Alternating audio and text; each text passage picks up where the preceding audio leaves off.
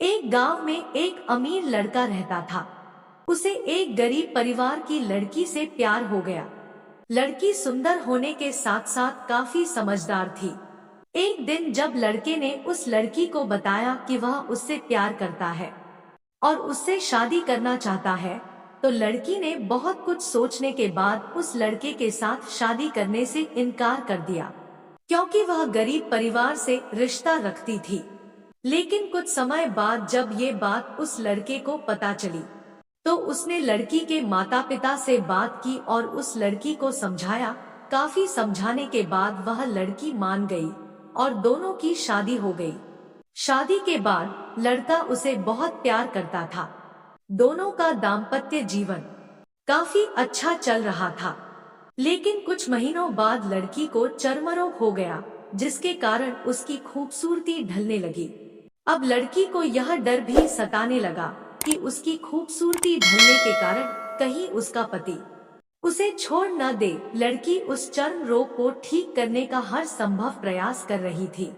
समय बीत रहा था और लड़की की खूबसूरती धीरे धीरे ढल रही थी।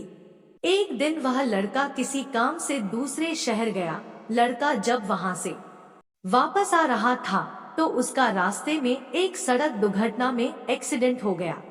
उस दुर्घटना के दौरान उस लड़के की आंखें की रोशनी गायब हो गई।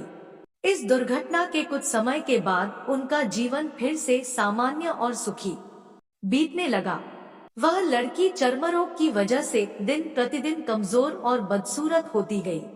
लेकिन पति अंधा होने के कारण उनका दाम्पत्य जीवन ठीक चलता रहा और दिखाई न देने के कारण वह लड़का उससे पहले की तरह प्यार करता रहा। कुछ सालों बाद बीमारी के कारण उस लड़की की मृत्यु हो गई।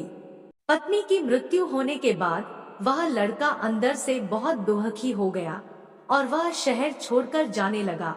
तभी उसके पड़ोसी ने उसे सांत्वना देते हुए कहा, अब आप तो अपनी पत्नी के बिना अकेले पड़ जाएंगे।